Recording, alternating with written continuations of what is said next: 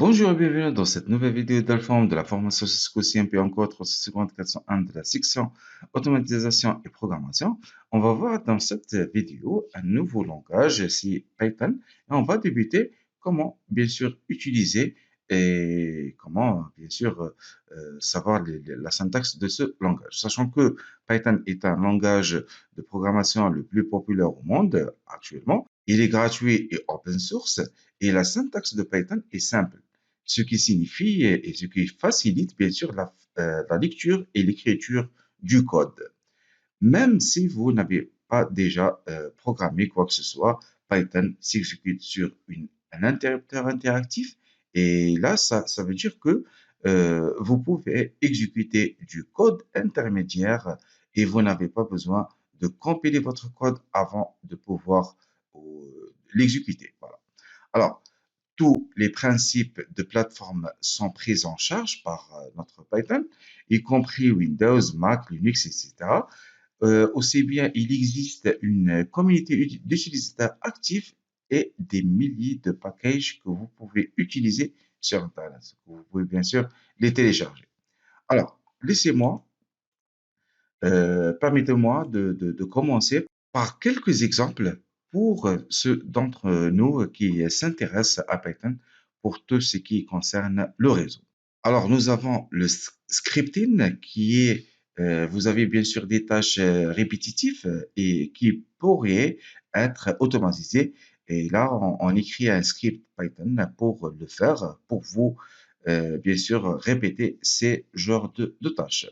Nous avons aussi euh, interagissez avec les périphériques réseau, et là c'est notre but, ce qu'on devrait faire bien sûr, c'est vous pouvez bien sûr vous connecter à un périphérique via un SSH ou l'API pour configurer le périphérique ou pour extraire des informations de ce dernier. Nous avons aussi comme type d'utilisation de ce genre de Python, c'est l'application intégrée. Et là, vous pouvez utiliser MicroPython sur les appareils IoT ou Internet of Things. Vous pouvez bien sûr également utiliser Python pour des raisons de développement web avec le framework Django, d'accord, ou Flask. Vous pouvez bien sûr créer des sites web, certains grands sites web qui utilisent le Django sont la NASA et Instagram. Et comme aussi un domaine d'utilisation, c'est l'apprentissage d'automatisation, c'est-à-dire que on devrait créer des programmes capables d'apprendre et de s'améliorer automatiquement. Et nous avons aussi un domaine d'utilisation, c'est l'analyse des données. Et là, on va analyser les données et créer des virtualisations avec des graphiques. On peut l'utiliser aussi pour le jeu, c'est-à-dire il va avoir une programmation pour pouvoir créer des jeux en Python. On peut aussi avoir un milieu d'utilisation, c'est des applications de bureau. Et là, il est possible de créer une application pour l'utilisateur avec un modèle de graphique ou d'interface graphique utilisateur. Alors, là, c'est par rapport bon, c'est juste une introduction à notre Python. Là, par contre, on va s'intéresser comment apprendre Python et quels sont les outils et de même disons, la syntaxe à voir pour qu'on puisse par la suite utiliser afin de faire de la configuration ou d'extraire des données ou des informations depuis notre équipement réseau. Et là, si vous le souhaitez, il y a beaucoup à apprendre avec Python. Cependant, quelqu'un qui a l'intention d'utiliser Python pour créer un site web ou pour créer des jeux va utiliser Python de manière différente de quelqu'un qui veut utiliser pour l'automatisation du réseau. Et dans ce cours, on va expliquer, et je vais expliquer les bases de Python pour vous permettre de démarrer le plus rapidement possible. Et cela devrait prendre juste quelques, disons, heures à travers une fois que vous avez compris les bases. Vous pouvez bien sûr prolonger dans la spécification de votre domaine de travail par exemple, d'apprendre à utiliser les API SSH ou RESTconf, ou bien sûr, toujours ça, c'est en Python. Et les exemples que je vais fournir sont avec toujours le réseautage et dans l'esprit, bien sûr, de s'adapter à créer une petite programmation pour améliorer la façon d'utilisation de notre appareil ou de notre infrastructure réseau. Voilà, on va ouvrir notre Visual Studio Code et on va entamer notre pratique d'utilisation de Python. Bon, après l'ouverture de notre logiciel ou utilitaire de Visual Studio Code, bon, déjà pour l'installation, vous devez juste se référer à notre deuxième slide ou deuxième vidéo de notre cours. C'est la partie des labs, comment installer et de même intégrer votre Python avec ce utilitaire de Visual Studio Code. Alors, notre principe, c'est de créer, d'accord, d'apprendre le Python. Alors, premièrement, je vais créer, d'accord, un fichier, d'accord, un fichier avec, bon, disons, CCMP, d'accord, et je vais mettre l'extension PY, sachant que le PY, c'est l'extension de notre Python. Alors, pour débuter notre apprentissage avec Python, nous allons nous allons premièrement voir la commande print, d'accord, ou la syntaxe print. Print, elle va sortir, c'est comme si affichez-moi, d'accord. C'est comme si on est en train de mettre un ordre, afficher ce qui est entre parenthèses. Alors, comme on peut voir là, c'est-à-dire Open Preview Site, voilà. Là, il va rien sortir, puisque là, entre parenthèses, il est vide, d'accord. Ou je peux même faire disons, run Python code, d'accord, il va ne rien sortir puisque là, euh, notre balise ou notre parenthèse, elle est vide. Si par exemple, d'accord, je fais par exemple bonjour, d'accord, alors comme vous voyez, là, le résultat, c'est différent. On va avoir bonjour, d'accord, et même si je veux vérifier ça. Alors là, comme vous voyez, j'ai un résultat de bonjour. C'est-à-dire qu'il va afficher notre texte qui est entre les parenthèses. Très bien. On a déjà normalement vu notre première syntaxe, c'est de print. Alors, si par exemple, si je veux faire, par exemple, là, euh, nous sommes, par exemple, lundi. D'accord. Alors, comme vous voyez, cette syntaxe, d'accord, c'est un string, c'est que il va pas être affiché, d'accord? Il va pas être affiché, il va le lire, mais sans avoir bon, c'est pas l'exécuter, mais sans avoir l'afficher à notre écran. Et comme vous voyez, voilà le résultat, c'est juste bonjour, d'accord? Mais par contre, si on veut faire, euh, par exemple ça, d'accord? Je vais faire A en sachant que A, c'est une variable, d'accord? Et je vais affecter, ou je vais afficher, pardon, notre A, d'accord?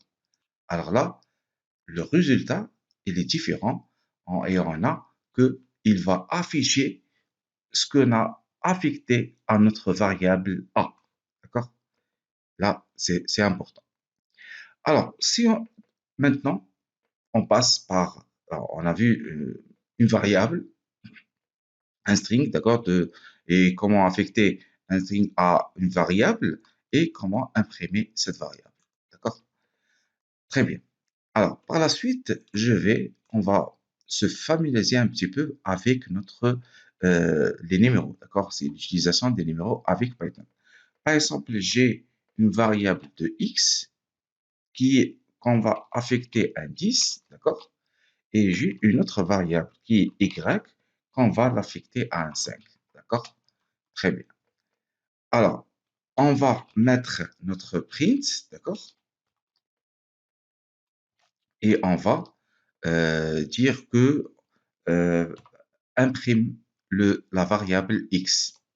Et je vais aussi bien faire print y. D'accord? Alors, qu'est-ce qu'on voit?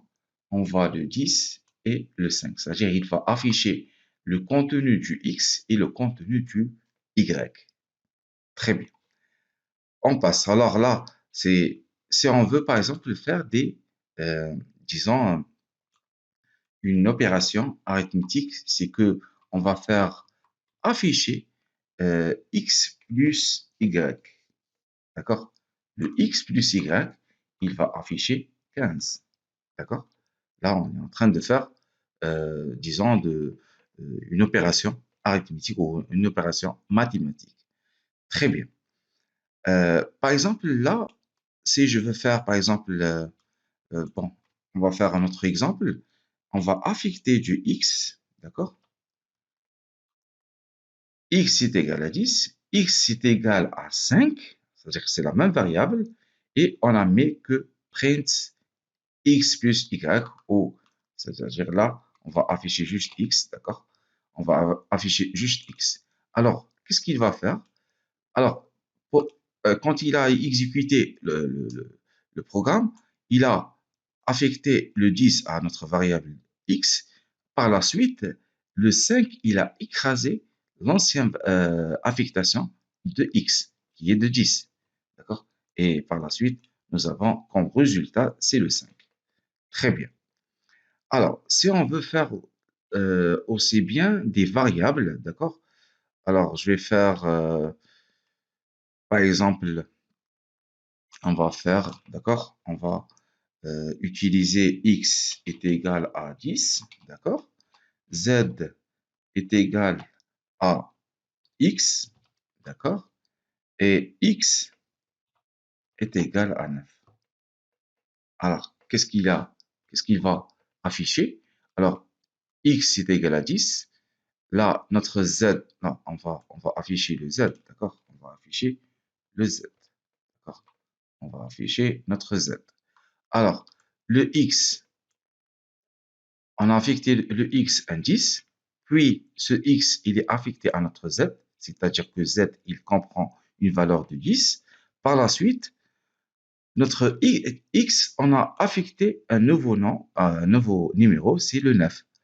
Mais on a fait parent z. Qu'est-ce qu'on a obtenu comme résultat? C'est le 10. D'accord? C'est le 10. Parce que là, notre x, notre z, il a reçu l'ancienne valeur qui est de 10. Mais par la suite, on a changé la valeur de x. D'accord? Très bien. Alors là, c'est pratiquement basique. On veut bien sûr performer avec les fonctions. On va utiliser maintenant les fonctions. Alors, j'efface tout. Par la suite, on va faire, par exemple, on a une variable de hostname, par exemple, d'accord?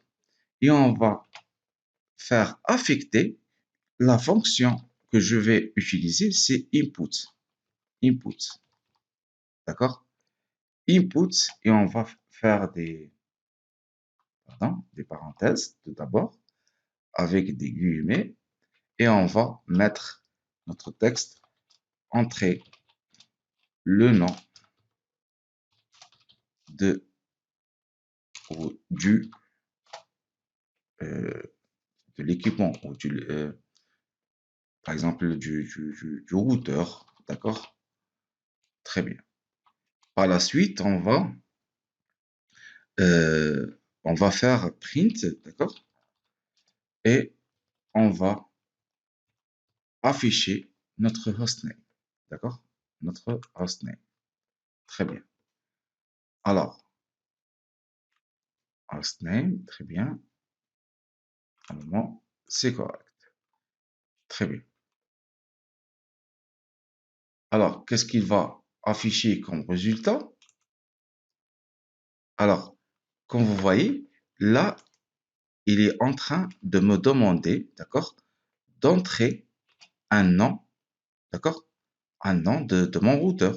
Alors là, je vais faire par exemple, RO 210 par exemple, ou 201.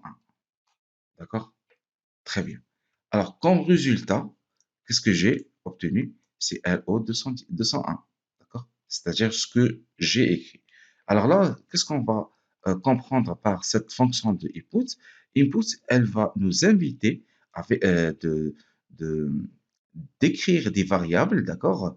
Et ces variables sont écrites via un message. C'est-à-dire, je vais inviter l'utilisateur à entrer une variable et après ça, cette variable, elle sera affectée à notre euh, hostname, d'accord? Comme l'exemple le présente, d'accord? Très bien. Alors, par exemple, si je veux faire une autre fonction de user input, et là, on va faire toujours entrer le nom du routeur, d'accord, par exemple, et par la suite, je vais faire un print et par contre, là, je vais utiliser, par exemple, attempt, attempting, d'accord, to connect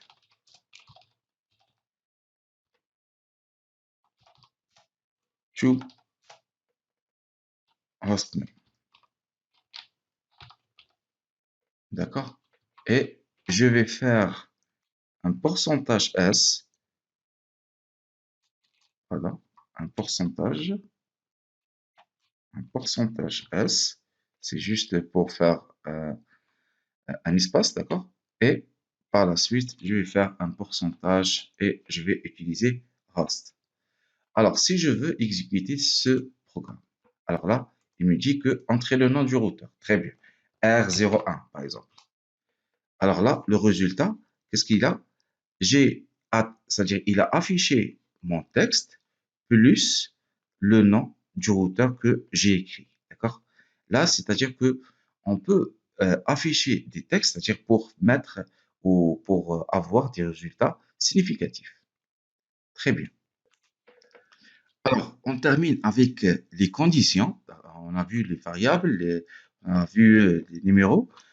Là, on va utiliser, disons, des conditions, d'accord, de if, de else, d'accord, et de if else. Alors, comme vous voyez, là, j'ai fait un copier-coller de notre programme pour aller vite un petit peu. Alors, nous avons, disons, une variable iOS version qui a une valeur de 15 et nous avons fait une condition. If iOS version est égal au 15, c'est-à-dire là, pour faire des égal, on met égal deux fois, d'accord? Alors, si notre iOS version est égale à 15, là, parent, il va afficher you have Cisco OS version 15, d'accord? Et ce qu'on a comme résultat, d'accord? Même si je veux l'exécuter là, il a, et en plus, il va afficher le deuxième message qu'on a demandé de l'exécuter. Alors, par exemple, si par contre je fais 0 par exemple, là, il va afficher que completed checking. D'accord? Alors, comme vous voyez, completed checking iOS version. Mais par contre, quand je fais 15, il va afficher, c'est-à-dire notre condition, elle est vraie. Alors, il va afficher le premier print plus le deuxième. Parce que là, notre deuxième print, elle n'est pas inclus dans notre condition. Très bien. Alors, si on veut faire un autre exemple avec le else, d'accord? Avec les conditions de else. Alors, par exemple, là, j'ai un CPU, une variable CPU load qui est de 75. If CPU load, elle est de 90, moins de 90. Là, notre CPU load est over 90, d'accord? Else, c'est-à-dire l'inverse de notre condition, c'est il va nous afficher que notre CPU load est OK. Et là, nous avons notre OK. Par exemple, là, on va mettre par exemple 80, 91. Alors quand on met 91, c'est-à-dire que notre condition elle est vraie, alors là il va afficher notre premier texte de notre condition. Par contre, si je vais faire par exemple 80, d'accord, là il va me dire que notre CPU load est OK, c'est-à-dire que cette condition elle n'est pas vraie il va afficher leur else, ce qui est de cpload is OK. Et comme j'ai dit que vous devez bien sûr voir plusieurs exemples, alors là, j'ai montré que l'essentiel pour que par la suite, on peut se familiariser avec les scripts ou c'est-à-dire les programmes pour récupérer et pour bien sûr de même faire de la configuration sur nos équipements de notre infrastructure réseau. Alors, je veux dire que merci pour votre attention et je vous donne un rendez-vous pour la prochaine vidéo.